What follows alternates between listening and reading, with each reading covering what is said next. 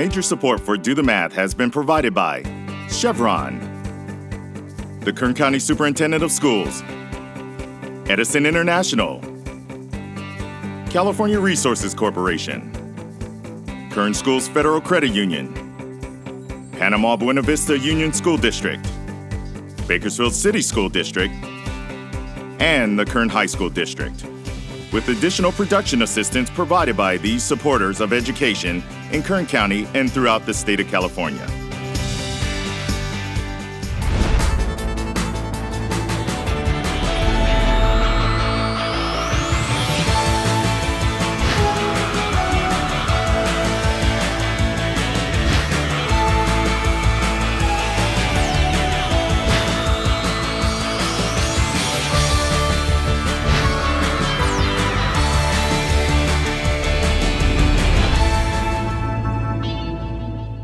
Well, good afternoon and welcome to Do the Math. I'm Michael. And I'm Cindy, and you can get a hold of us at 636-4357 or toll free 1-866-636-6284.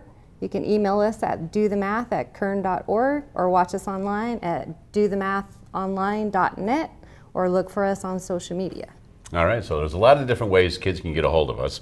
And a lot of times when the kids phone in, they're speaking with you first before they get their problem on air. So I just wanted to say welcome to Do the Math on set finally. We finally got you out here. I know a lot of people are, yeah, see that? Nice round of applause for Cindy. So let the kids know where you work and the math or the levels that you teach. Okay, I work at Warren Junior High School and I teach 7th grade math and 8th grade math. All right. And accelerated, level A's. So you've been doing this for a while, and Yes. you've also taught some other courses besides what you're doing right now, because Yes. I know that you've taught geometry and things like that as well at Warren. Yes. All right. At Warren the whole time? No. I worked at Stone Creek for a while, Thompson, and Thomas Jefferson Middle School in Wasco. All right. Well, welcome to the set. Thank you. All right. So we do have phone tutors available until 5:30 on most Tuesdays and Wednesdays throughout the regular school year. We'll be going out to the Bakersfield Museum of Art to check out what's going on downtown recently with the Art Museum. We have a very special guest in studio. We'll get to a couple of phone calls, but first, let's take a look at today's Math in the News.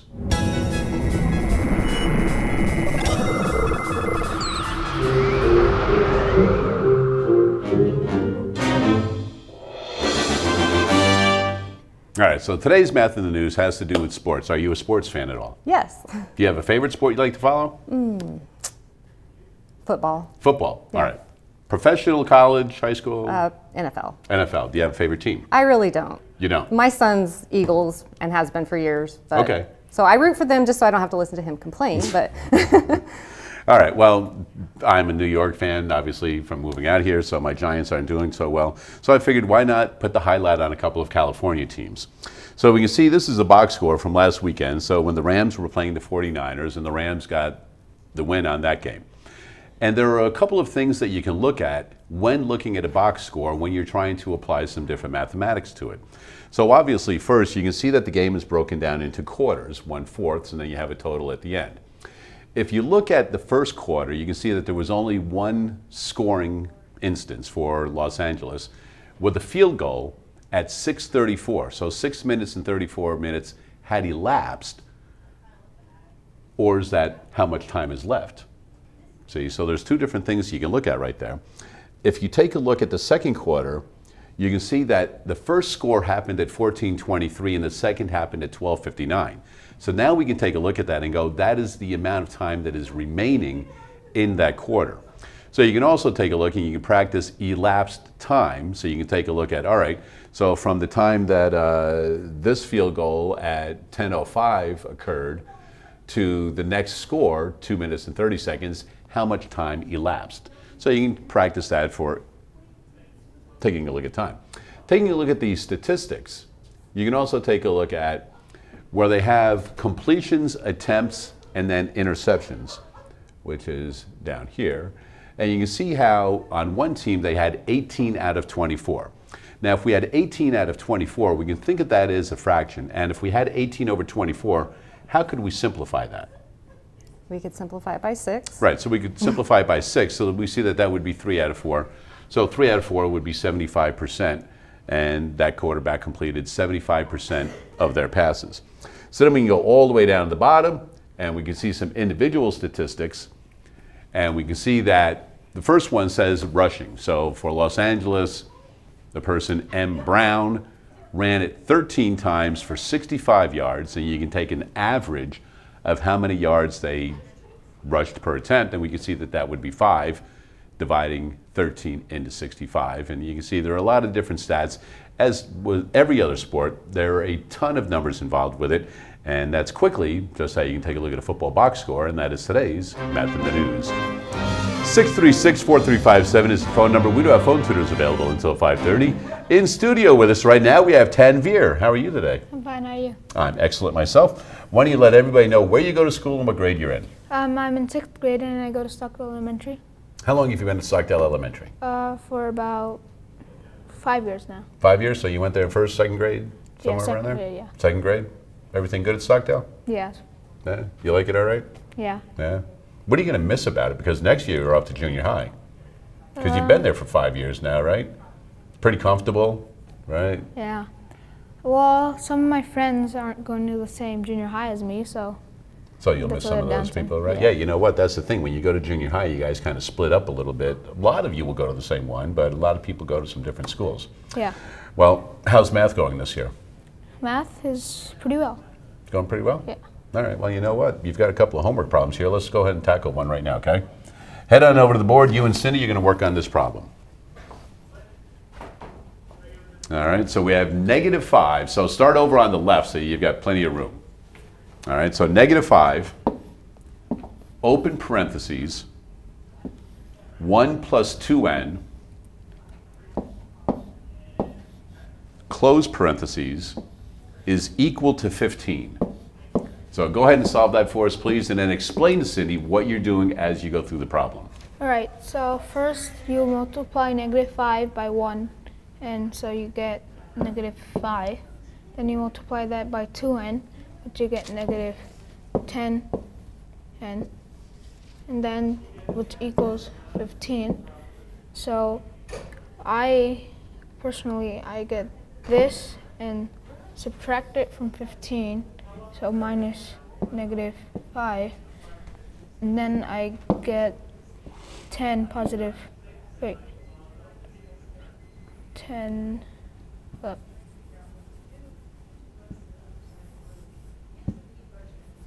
So why don't you go ahead and remember the subtraction rule for negative numbers? Yeah.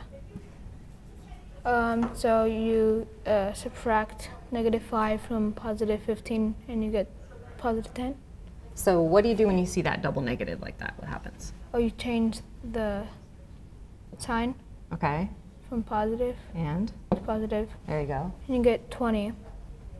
So you get 20 from there, and then so you have -10, and you equals 20. So you get this. And then you change -10 to here. So you divide this by 10, and you get 2. Something's not right. Okay, so let's go ahead and let's remember that since it's -10 multiplied by n, Yeah. you do want to reverse multiplication by division, but you still want to keep your 10 as a -10. So then you get a positive 10. So now we're doing positive 20 Yeah. divided by -10. Mhm. So what's a positive divided by negative? Negative. Yeah. So you get a -2. How can we check it? Is this all the way down or no? Oh, there we go. There we go. There we go. Okay, how can we check it? So go ahead and finish putting your answer. Oh, So n equals, N equals -2. okay. Now how can we check it and make sure it's right? Let's look at the problem again. So where there's an N, you just put a -2. Okay, so let's go ahead and let's check it and let's make sure. So I'm gonna rewrite this, whoops. Let's rewrite this down here and then so we can move it so you can, and let's go ahead and, what's this mean right here? That's a What kind of math is that right there? 2n. algebra. So is it addition, subtraction, multiplication? Multiplication. Okay, so let's put times, and then go ahead and put in your -2 right there, because that's replacing the n, right? And then equals 15. That's my parentheses. So let's move this down so we have some room. Okay, and so you have this, and when you multiply it, you get, or first let's multiply this, so we get -5. Okay, so let's go ahead and do order of operations though. Okay. And since we don't have an n left anymore, we don't have to distribute. All right. We just want to do order of operations. So let's All right. start with our parentheses. So let's save that -5 for after we do the parentheses. So we get positive, or you get this. So you add the, or multiply these, and you get -4. Okay. And then you get 1. Okay. So 1 plus -4, which is -3. Okay, so let's go ahead and still, keep everything that we're not doing. Whoops. But let's. Okay. So go ahead and what you just told me, go ahead and put that in there. So -3. Mm-hmm. So you have a -5, and then you could subtract them, I guess. Okay, so what's So- the math right here? Oh, you multiply that. Okay. So you get -5, which equals 15. Because you're multiplying, right? And so does it equal what it was supposed to equal? No. So what's it supposed to equal? What's the problem say it was 15. supposed to equal? And what do we get? If we multiply that, what do we get? If you get positive 15. Uh-huh, so does it equal what it was supposed to equal? Yeah. So then you know that your answer that you got, oops, what Whoop. did I do? Let's do this that- and Whoop, okay. Yeah, you do it. we'll go back. Okay, there we go. There we go. Okay, so the answer you got right here, Yeah. when we plugged it in and we checked it, we get the right answer out, Yeah. then you know that your answer is correct. All right, there we go. N is equal to -2. Nicely done. All right, we do have phone tutors available until 5:30 this Tuesday and Wednesday, as we do throughout most of the regular school year. Just a reminder, in San Luis Obispo County, that phone number is toll-free, and the number is at the bottom of the screen periodically throughout the program. But there are a couple of students that may want to pay special attention, especially if you go to one of the 2 schools that is in the head-to-head competition. You can see them right there, Rover Beach and Ocean View. So those 2 schools are competing. And the school with the most calls will have the top students. Head on over to Doc Bernstein's Ice Cream Lab, the secret facilities where they make it all, and they'll have a private tour of that facility. They'll even get an opportunity to win the golden ticket, an ice cream sundae for a month, for a year. So you get an ice cream sundae every month for an entire year. Would you eat that? Yeah, sure. I would eat that too. What about you? Would you Yes, eat that? I don't think there's anybody that would not eat that. Anyway, we have an opportunity right now. We're going to go out and about around town to the Bakersfield Museum of Art and visit with Devin.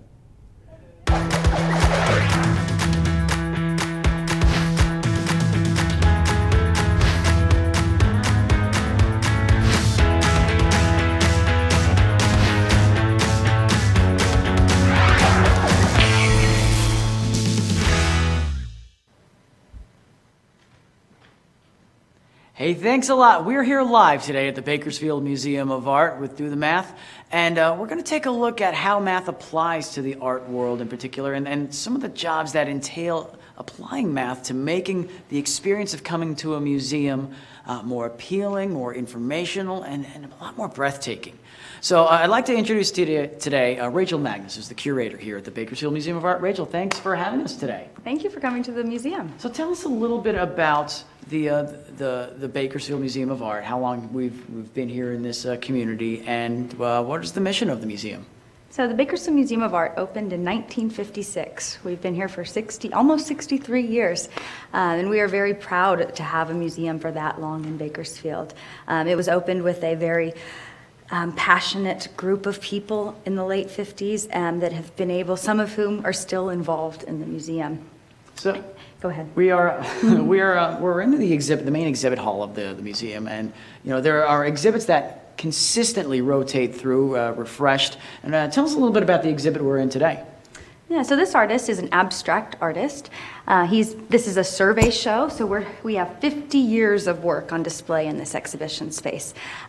Showing 50 years of work in a small space is quite difficult. So we have to decide what works are really going to tell that story. This artist primarily, like I said, is an abstract artist, but has always explored different types of mediums, meaning the different types of materials that he's using to create the work. Abstraction deals with different geometric forms, it deals with line, shape, form, and then we have color that plays a huge role in this artist's work. The artist's name is Charles Arnoldi, and he lives in Los Angeles, California. Has he been around to check out some of the exhibits? I mean, obviously he's very familiar with the work, but to see the impact that his work has had over the years. He has been to this exhibition. I worked with him directly. That's my role as the curator. I get to work with the artist or whoever is the trustee of the artist's work and put together a show that he and I both tell the whole story that we are trying to tell. He's been to the museum. He's given a talk. We actually will have him back coming up in December. Excellent. You know, one of the things I noticed about a lot of the works here with Charles Arnoldi, especially as we enter into the main exhibit hall, as we go in deeper too, is the way that he leverages and uses geometric figures and angles in order of representation. We see a lot of squares and rectangles primarily as we walk in, and as you explore further, he does like to play around with other aspects of geometry. Mm-hmm. Yes. So this work here is one of the earliest works. You see the same sticks that we were just standing in front of, but this one actually predates this. And most of the series in which are represented in this space start in a very basic format, that square that you're mentioning. So here we have a square. Well, it's not quite symmetrical because he's actually using sticks that he collected from nature. So there's an organic nature to these. But the shape that he is creating within this organic square is nearly symmetrical. So he is really playing with all elements of geometry. And to further enforce this symmetrical aspect of this piece, he has painted this wood different shades of blacks and grays. And the reason he does that is to make it look more like a brush stroke, to make it more look like a mark of a pencil, because the first time he saw this work, he thought it mimicked one of his pencil drawings, and he wanted to enlarge that. And that conversation kind of takes me to another piece that I had noticed as we entered in, which kind of lends into our conversation about geometry and structure and playing around with that format, as well as shading. And it's this Untitled piece here from 1972, which appears to have been formatted on graph paper. Yes. And this is one of his actually preliminary sketches.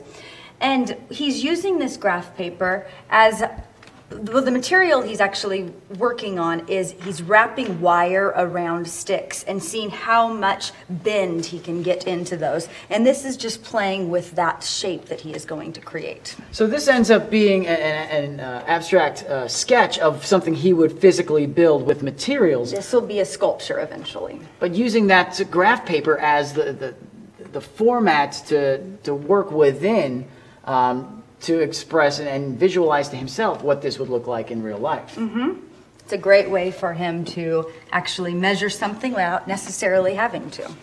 So as we go into the further ends of the exhibit here, we see him start to scale out more into what our viewers may traditionally be familiar with as far as what they perceive art to be, beyond simply building with materials, now onto paint and canvas. Yes, here we have a very straightforward paint on canvas.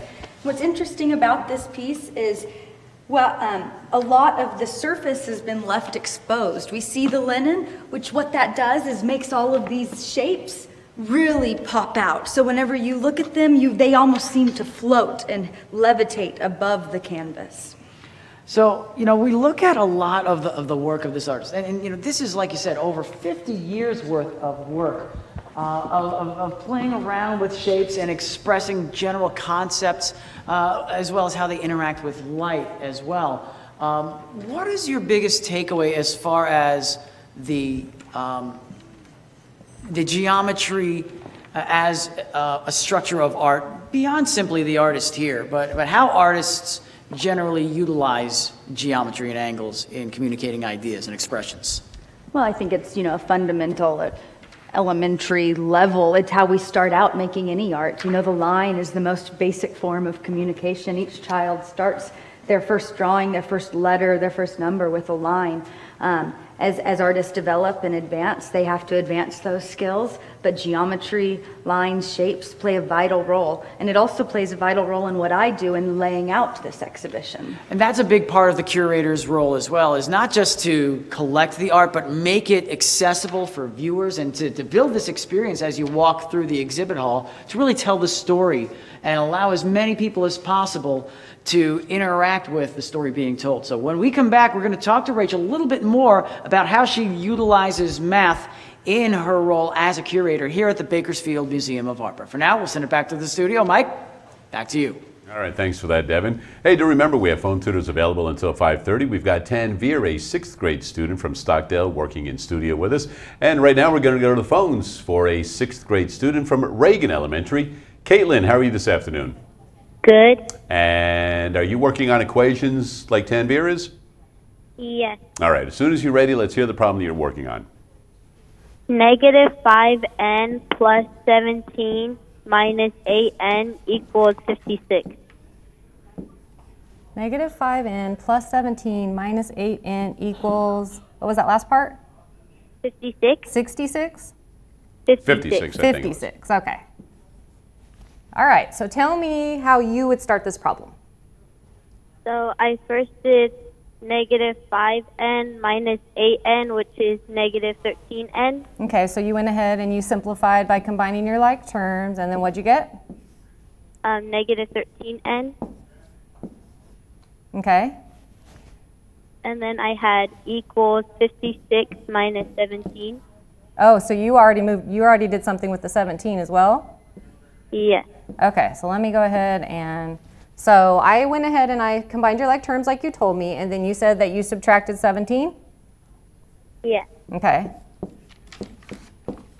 So I had negative 13n equals 39. Okay. And then I divided each side by negative 13. Okay, and how'd you know to divide? Because it's opposite. It's the opposite operation or the inverse operation. And so you divide that to both sides, and what did you get? N equals negative 3. Okay, good job. So how can we check that? You would plug in negative 3 where there's an N. Okay. So let's do that. Let's go ahead and we'll take the original equation, negative 5n plus 17 minus 8n equals 56, and we'll put the n's as negative 3, right? So I'm going to do it off to where I have some room here. So negative 5 times negative 3, and then what? Plus 17 minus 8 times negative 3. Okay. Ooh, I'm going to run out of room. Hold on, I'm going to erase something here. Oh yeah, I can just do this. Okay. Go ahead. Equals what? What's it supposed to equal? 56. Okay. Okay, so let's go ahead. And what's negative 5 times negative 3? Negative 15. Well, what's a negative times a negative? A positive. Okay. So positive 15. Okay. And then since we're doing order of operations, what's our next part we're going to do? Negative 8 times negative 3. Okay, and what does that equal? Positive 24. Okay. So now we have positive 15 plus 17 plus 24. And so if we add that up, what are we going to get? 56. So let's just double check and make sure. Whoops, that looks like a... Okay, so let's see, 7 plus 4 is 11, plus 5, 16, we carry the 1, 2, 3, 4, 5, yep. And that's what it's supposed to equal, right? Yes. Okay, so that's how you know your answer is correct. All right, nicely done on that, Caitlin. Congratulations. You also will be receiving a meal of your choice, courtesy of our friends at Grillenberger. So we hope you enjoy that right there. All right, young man, I saw that you had negative 3 because you were working on it at the same time, so it's nice that everybody's coming up with the correct answer there. Yeah. Now we're going to move you on. We're going to go from number 2 to number 9. We're going to skip all those other ones in there, all right? So let's head over to the board and we'll go ahead and work on this next one. So first thing we have is 12 and then open parentheses, and you're going to have m plus, now you're going to have a fraction 1/2, close parentheses, is equal to 24. So if you're a little stuck on this or maybe not quite sure, Cindy's right there to help you out. All right, so first you would multiply this, so you get 12m, and then you multiply 12 by half, so you get 12 over 2, and if you want to simplify it, you could make it 6, so should I make it 6? Yeah, let's make it 6. Okay. That's easier to work with. All right, so we got 6, which equals, I put a z, which equals 24. Okay, so let's go ahead and let's put in the symbol that we should have right there. Okay, so we get So is the 6 positive or negative? yeah, positive. Yeah. All right. I'm gonna go ahead and let's move this down just so we don't run out of room as you're going. All right. And so I would get 6. So you get 12m. And what are we gonna do with the equals- 6? You're gonna subtract it from 24. Okay. So you get 24 minus, and so when you bring it over here, you'll change it to a negative. So well, I change it to a negative, so I get -6. Okay, so let's stop for just a second. Okay, so when we did 12 and we did times a half and we got 6, when you got that, right? And it was addition, it's adding 6, right? So when you're working on equations, you want to do the opposite operation. So what's the opposite operation of addition? Subtraction. Right, but you don't have to change the sign also. You just have to change one thing. Because really, if you put this back to what it would equal back to a plus, Yeah. which is not what you want. You want to Right. make it end up as the opposite. So make this, Yeah, or just erase it. You know. okay. And then so you subtract it and you get 18. Okay. So you get 12, or you get, Yeah, you but get this is 18. still here, so 12m is still here. Okay, so you get 12m equals 18. So you get 12m, or 12, and you divide it by 18, so which is going to end up as a fraction. So you get m equals 12 divided by 18. Okay, so I'm going to pause you for just a second. So when you look at this, and you're trying to like make sure you're keeping track of everything because you have the right operation, it is division. So which one of these numbers, 12 or 18, which one's multiplying with m in the original part right here? The 18. Is 18 multiplying with m right now? Yeah. Or- Okay, if the 18's over here, right? Yeah. And then Or- the m's over here, which one's actually against the m? Because that's the part that means multiply. So this is the part that we want to divide by. So we actually, this is why sometimes as you're doing these, it's good to kind of use some of the skills you'll use when you get into higher algebra, which is to draw it as a division fraction bar. All right. Okay, because this is a little bit different than this. Oh, so you switch it. So yeah, you just had your order reversed, okay? And also, it doesn't, notice it's not going to divide evenly, right? Oh, yeah. So that's how you can get your fraction in the right order too. That won't work.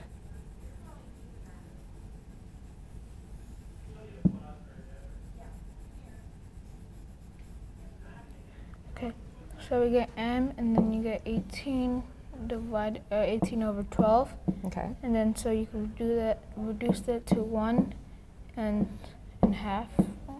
Okay. So m equals 1.5. Okay, so just in case anybody else is like, whoa, how do you jump from 18 over 12 to 1.5? Oh, I reduced You want to it. go ahead and maybe just yeah. tell them how you got that? Okay, so it's you get 1 because 18 over 12, so you get 1 and 6 12, which is when you reduce it, you get when you divide these by 2, and you get 1 and 1/2. Okay, so just in case anybody was like, what? Nicely done. Now, don't go anywhere because your paper doesn't even have 1.5 as an option. So mixed number is out. Yeah. So you have an improper fraction right now, 18 over 12. You need to simplify it and let it remain Improper. in that form. Okay, so instead of making a mixed So- number, go Okay. back to here and just reduce it. So 6 over 4, you could do 6 over 4. And then that reduces some more. And So then- put 6 over 4 first. So that's what you got first, right? You divided each of them by Yeah. 3? Okay, now simplify it again, all right. if you can. and you could divide it by or simplify it by 2, so you get 3 over 2. And can you simplify that anymore? No. No, but you can rewrite it in a different form, which is Yes. what you did with the mixed number. So that is what I think they were looking for on your homework, because they had only improper fractions and, well, a proper fraction on there as well. So it could be m equals 1.5, or it could be m equals 3 over 2. There you go. Nicely done. Well done on that, Tanvir. Thank you for that. All right, we do have phone tutors available until 5:30. We'll be heading back out to the Museum of Art. We'll do all of that right after this. Today we're on the Central Coast. We're at Grover Beach Elementary, home of the Golden Gophers, and we're here to Do the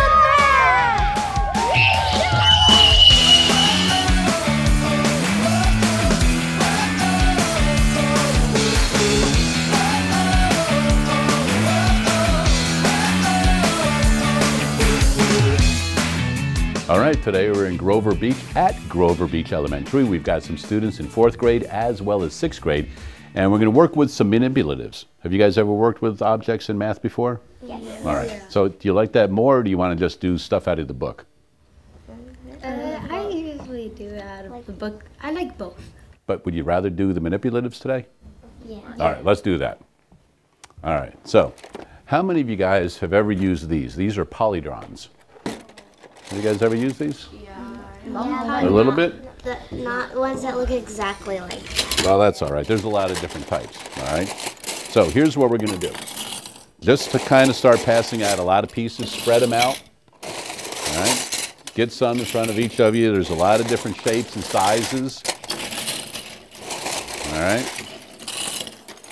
So here's what I want you to do. First of all, I want you to make sure that you can put them together. So if you have them on the table like this, they kind of slide together like that, and then you kind of like feel and hear a little snap, and then they're together, all right? And then they can move like that.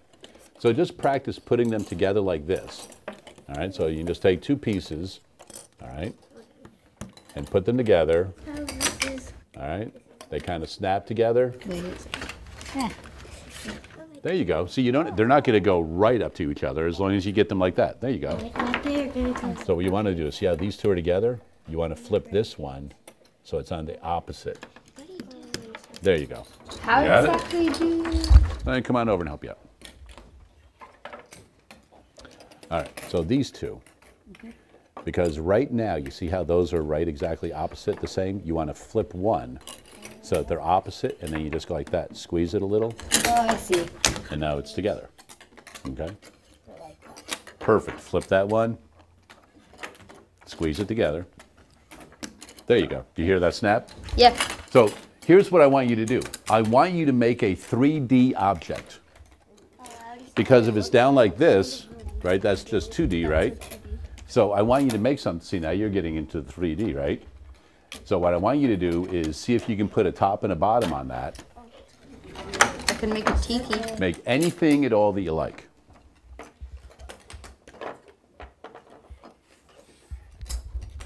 Just to get the idea of how these things fit together, how they work, and different things that you can make. You have the right size on there? See, that one's a little larger, isn't it? There you go. And if you need a piece and it's not out, just go back in here and find what you need.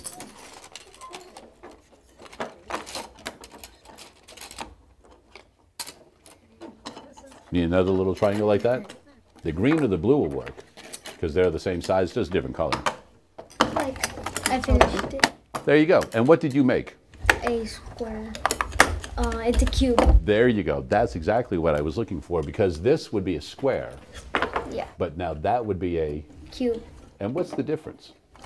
This one's 3-dimensional, now it's 2-dimensional. There you go. And what did you make? Rectangular prism. Give it to me right there, sister. A rectangular prism, right?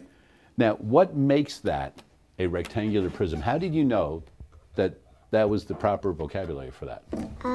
Because, well, I don't know, because it's shaped, because if you take this part out, then, well, okay, so it has 2 squares and 1, 2, 3, 4 rectangles, so it makes it a rectangular prism. There you go. Perfect. That is exactly what I was looking for right there. Well, these guys here at Grover Beach Elementary are working on just how the polygons work together, experimenting with some of the different 3D shapes that they can make, and we'll put forth a challenge to them coming up next.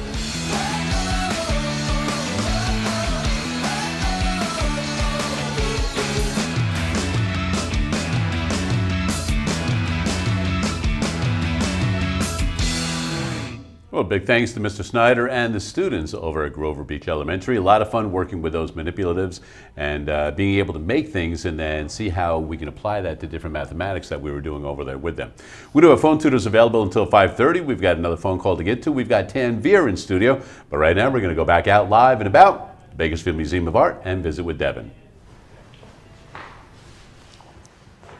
Hey, thanks a lot, Mike. Back here at the Bakersfield Museum of Art, taking a look around, and now we're going to talk to Rachel Magnus, our curator here at BMOA, about how math applies to her role as curator. Because it's not just about finding the right works of art, it's about framing them to allow viewers to really appreciate them more. So, what kind of role does math play in that?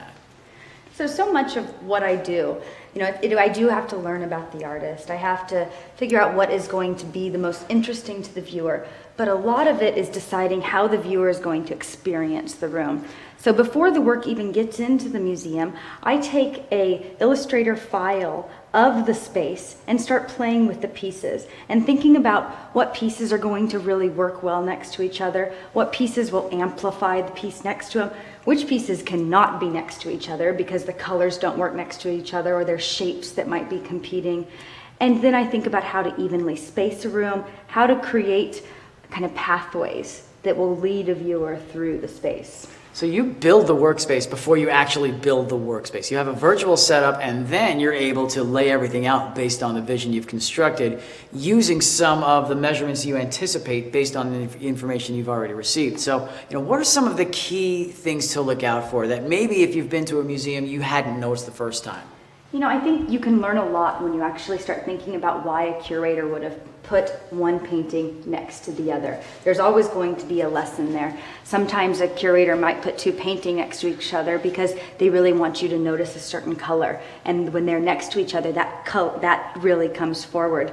Another thing that might be just a subliminal thing, but you realize a space is very calm. And it's because paintings are evenly spaced in the room. There's a same line going through.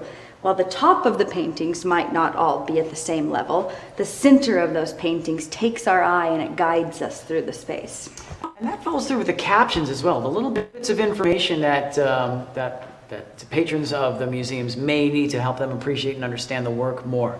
And in addition to having the caption cards next to the paintings, there will be larger prints generally placed on the wall or such that you have to sort of plan for, install, and design. And you've got tools that you use to make sure that that is aligned appropriately as well. Yeah. So we pull out, each painting will have a little didactic information is what we call it, that which has name, date, the artist's name, and maybe some important information. We pull out very important information to put directly on the wall. This here is an example of that. And this is called vinyl text. And we have a vinyl printing machine here. What we do is after I have written this text, I work with our graphic design department and we bring it into an Illustrator file, size it to this specific space, and then we put it through MaxSign, which is a program that we use, and print it out. After we do that, we have to manually go in and remove all of the negative space because the only lines that are cut are the outside of each of these letters. So we have to pull that out, and then we use contact paper and place it on the wall. It's very important, as you can imagine, that we get this very straight, because if there is anything slightly askew, that's where your eye is going to go. So we use this level, this laser level, which has changed the way we installed this vinyl lettering. So what's nice about this laser level is that it guides the lines of text across not just a vertical axis, but also a horizontal axis. And you may actually use this as kind of like a coordinate plane in a sense, where here's your origin and how does everything align within the quadrants. Mm-hmm. Yeah, and the center of this will align with the center of the painting next to it. And so often we'll use this x-axis and line that up to the center of a painting. And one of the things you mentioned about the center of the painting is that there is a standard in the art world about where the center of a painting aligns on a wall. Is that based on a ratio, or is that based on eye level? Eye level is exactly it. Okay. And most of the standard in museum practice is 55 to 60 inches. So about 5 feet. About 5 feet is that where we're putting our eye level at. And we have a great equation, the way that we do that. I could go through that with you. Oh, that'd be great. All right, we can go here. Let's see. Is there another one we should do? You know what? Let's go with this bag of Fritos piece Isn't that a here. It's great always very popular. Yes. It is always very popular.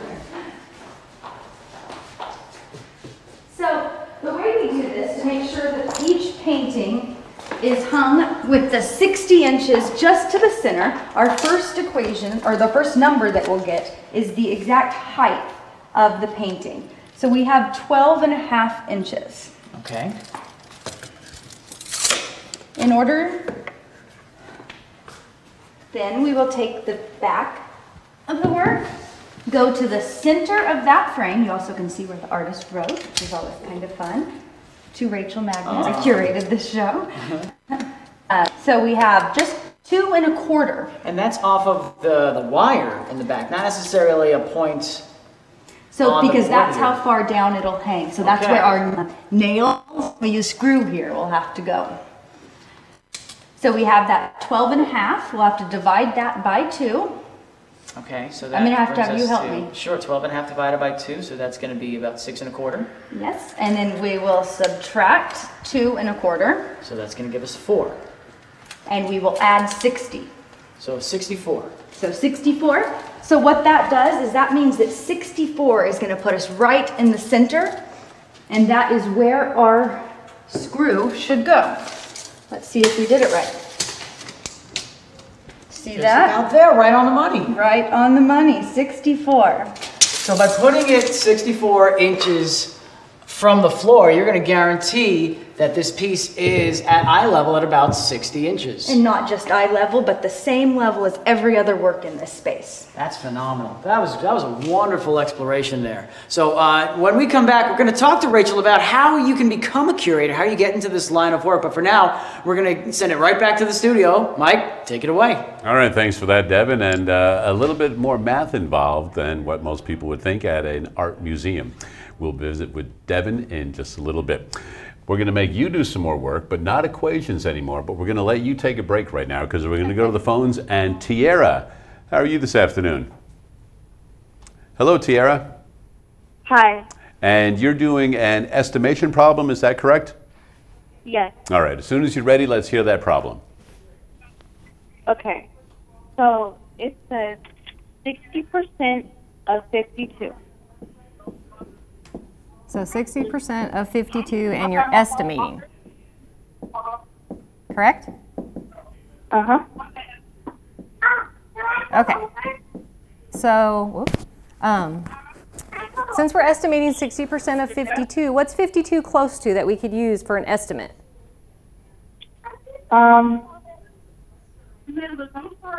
50. Okay, that sounds like a good estimate. It's pretty close to 52. So let's use 50 since we're estimating. That means we don't need an exact answer. We just need something close. So we want to find 60% of 52, but we want to do it as an estimate, which means we want to kind of be able to do mental math or something where it's quick, that we don't have to actually write down and calculate out. So I'm going to ask you a question. Do you know how to find 10% of a number? Not quite. Not quite? Okay, so let me give you some examples and just see if you can get the pattern. So 10% of 70 is 7. 10% of 88 is 8.8. 10% of 90 is 9. Do you feel like you have a pattern there? Yeah. Okay, so what do you think 10% of 50 is? 6. Not quite. You still need some more hints? What? Okay, so did you find 10% of 50, or I think you cut out a little bit. Whoops. Is it 5? Yeah, there you go. I didn't hear you if you said that. Whoa. Okay, I just changed colors. Okay, so if 10% of 50 is 5, how could we find 60%? How many sets of 10% make 60%? 6. Okay, so let's do, since 6 times 10% would give us 60%, and we know 10% of 50 is 5, what's 6 times 5? 30. 30. Do you understand why I did 6 times 5 to get my estimate? Yes. Okay, so we're calculating 60% of 50 is about 30 as an estimate. Okay, well actually 60% of 50 is 30. And so we want to see if our estimate is actually a good estimate for 60% of 52. How do you multiply, or how do you solve a percent problem if you're trying to actually solve it and not just get an estimate?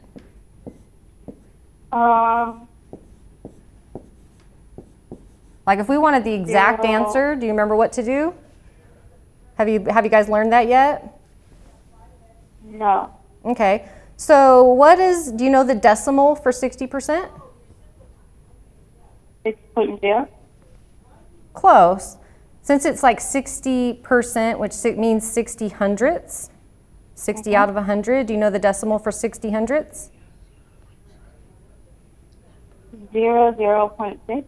Okay, so 0.6, yeah. You don't have to get all the extra zeros. So 0.6. And then do you know what the word of means as a math operation? Dividing. Close. What's the inverse of division? Multiplication. Yeah, of means multiply. Anytime you're working with percents and you want to find a percent of a number, you basically multiply the decimal with the number. And so we have, if we multiply 0.6 by 52, we can get the exact answer and see if our estimate is a good estimate. So let's do 0.6 times 52. All right, so I put 52 over 0.6. What's 6 times 2? 6 times 2 is 12. Okay, so, and then we carry the 1 up there. And then 6 times 5 plus 1. What do we get for that? 31. Okay, and then do you remember how to bring your decimal from a multiplication problem, how you count it out? Do you remember that part? Yeah. Okay, so where should I put my decimal?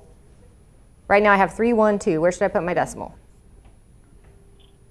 31.2. Okay, so the exact answer is 31.2, and our estimate was 30. Do you think our estimate was pretty good? Yeah. Okay, so there's our estimate, which is what you were asked to do, right? Find the estimate. We got 30. We did the exact answer to make sure our estimate was close, and it was. Does that help you? Does that answer your question? Yeah. All right, Okay, nicely great. done, ladies, and congratulations to you. You've got yourself a couple of tickets, 2 passes to go to any CSCB athletics event of your choice. So right now they've got volleyball going on, soccer is going on, swimming, diving, basketball is going to be coming up, baseball and softball in the springtime. So congratulations on that. We do have phone tutors available until 5:30. Tanvir is anxious and ready to get back to work. So over to the board, young man. Equations are done. And since they were just working on estimating with percents, here I'm going to give you an option. You're going out to buy a brand new pair of shoes, sneakers, whatever you like, all right? How much are those going to cost? 80, 90 bucks. Well, give me an exact price. 95. $95 exactly, or $95 and some cents? 95, 89. All right, so go ahead and write that up there. $95.89.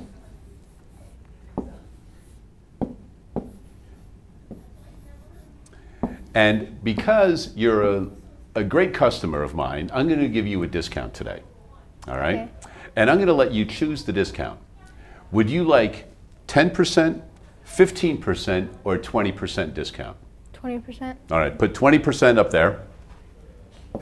So you are going to receive a 20% discount on those new shoes. What I need you to do is figure out what the price is going to be now. Okay. And you've got Cindy to help you along to get that problem done, and I'll give you 4 minutes to solve it. Do I get new shoes if I solve it? Okay. Okay, so 20%. I'll estimate, like, or should I estimate? Well, if you want the exact cost, you're going to have to just get the exact Okay. cost. So 89 cents, that's hard.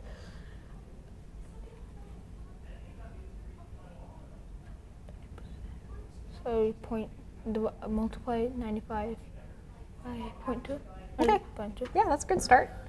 What's that going to give you for your, so if they cost $95.89 and you're going to get a discount of 20%, when you get your answer to your multiplication, what's that going to represent? Is it going to represent your new cost or how much you save?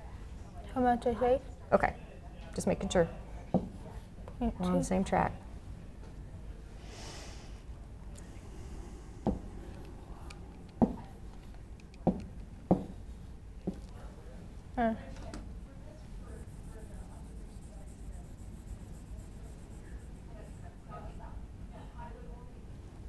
Okay.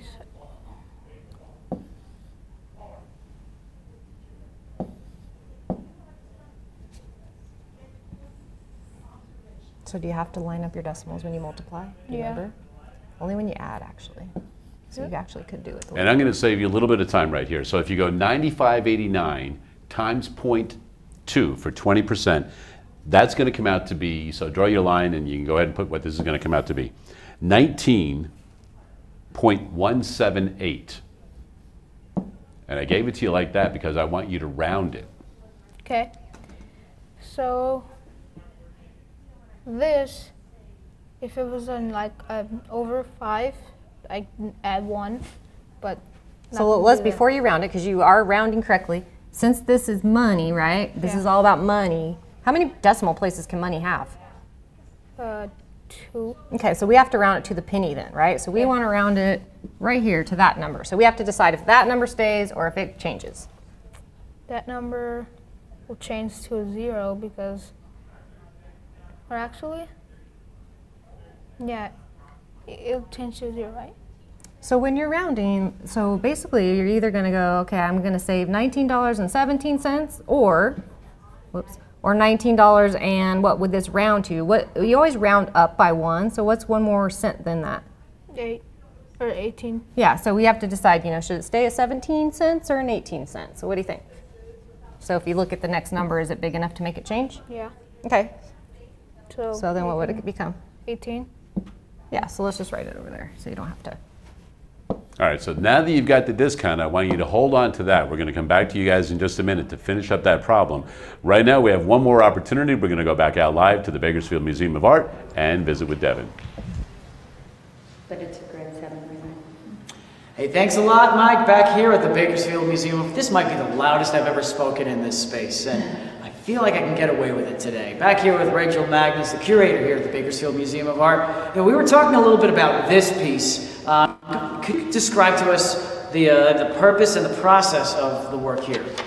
So this is another artist exhibition. This is actually a local artist who teaches at Bakersfield High School. Her name is Yvonne Kavanaugh. She is primarily a ceramicist. And this body of work was a result of an accident. She was trying to learn or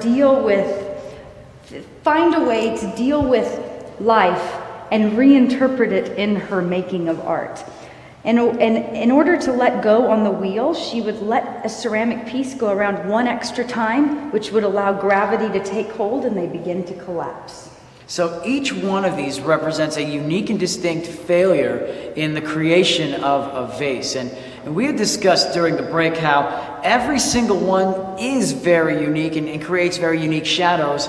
And sometimes, you know, some of these failures end up in something really, you know, beautiful and symmetrical and structurally sound that maybe we don't anticipate, but we end up with through the process of trying new things out and playing around with failure. And that ties in so beautifully with math, I think, in the sense that we don't just, you know, do something once and are okay with it. We explore more by trying things that don't work. Yeah, and that's the lesson we have to keep learning throughout our lives in all different areas.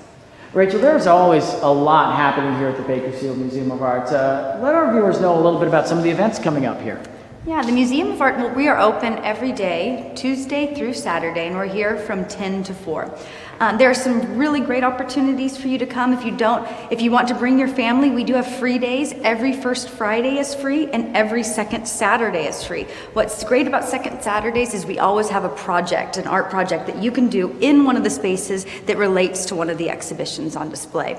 Additionally, we have some great art classes. We have art camps during summer break, during winter break, and then every other Saturday we have what we call Saturday Studio, and where we focus on a different medium. It's for students ages 6 to 16, and they get to come learn about a medium a bit. Because it is a studio setup, you really get to do things on your own time. You get to play with the medium, you get to create what you want to create, but it's all within the realm of the medium. So there's a different medium that's focused on each of these Saturday studios. I understand that watercolor is coming up this Saturday. Watercolor's coming up. A couple of Saturdays from now, it'll be sculpture art, so you'll get a chance to play around. Here we are. And then there's a big event coming up this weekend, I understand. Tomorrow night, we've got people working in our garden because we're in the midst of transforming our garden into a surrealist circus. It's our last Art After Dark of the year, and every year we do a surrealist masquerade, so we're getting ready for that, which is tomorrow night from 8 to 10. If people want to get involved more with the community behind the Bakersfield Museum of Art, what would you recommend? The best way to know what we're doing, we always have something going on for everybody, is to get on our mailing list. We have a newsletter that goes every month, and if you really like the things you're seeing, become a member. Every time you come to the museum, you get in free. You get it discounted prices to our classes, to all of our events, but it's a great way to stay in touch and allows us to keep doing what we do here at the museum. So let's say we have a viewer at home today who is excited about math, loves art, would love to get into your line of work, would love to explore the pathway to become a curator. What was your path, and what would you recommend as far as a pathway for those? Curating is a really interesting world. Most curators have some sort of higher education degree in art history, which that is what I have. But there are also other avenues to get there. There are programs like Museum Studies program, because as you've heard today, there's a lot more than just the knowledge and history of art that it takes to curate a space. There's a lot of design, there's a lot of math that goes into this. So a Museum Studies program allows you to dive into all of those aspects of what it takes to be a curator. I am very passionate about history in general and really a creative person, so studying art history was an incredible combination of those things for me. And then being in this position, I've learned how much I love designing the spaces, and that is the favorite part of my job. And I think you can tell I get really excited about creating these spaces. So somebody that really likes math and art, it's a great opportunity for you. Well, it's a wonderful space to be able to play around with, and we're thrilled that you have the opportunity to do so, Rachel. And to thank you for inviting us into our space and sharing an hour with us and our viewers. As we do with so many of our community members, we wanted to thank you and present you with our traditional and honorary Do the Math tile plaque. So thank you so much. My parents will be so proud. But you can tell them where to put that, because anytime we do our programs, we are so grateful and thankful for organizations such as the Bakersfield Museum of Art for the opportunity to come and explore the space in a way that a lot of other people don't really get to. So again, thank you so much, Rachel Magnus, Curator for the Bakersfield Museum of Art. Thank you for coming. Always. And any of the events, check out their website. For now, let's send it back to the studio for the last time today. Mike, take it away. All right, thanks for that, Devin, and thank you to Rachel, as well as everybody involved with the Bakersfield Museum of Art. We do have phone tutors available until 5:30 this afternoon, and we want to say thank you to Tanvir coming in. Did you have a good time today? Yeah, I had a great time. All right, you know what? You are now an ambassador for Do the Math. With that comes a uniform. Have you ever had a uniform before? No, not really. Well, now you do. It's a big day for you right there. So you've got yourself a uniform. You're an ambassador. You need to tell everybody about Do the Math. Can you do that? Yeah, sure. All right. Well, you know what? Let's take a look at your problem. You had the shoes for $95.89. We took off the discount. So what are you going to pay at the end of this whole thing? I'm going to pay $76.71. There you go. Nicely done. He did the math, and until we meet again, you continue to do the math.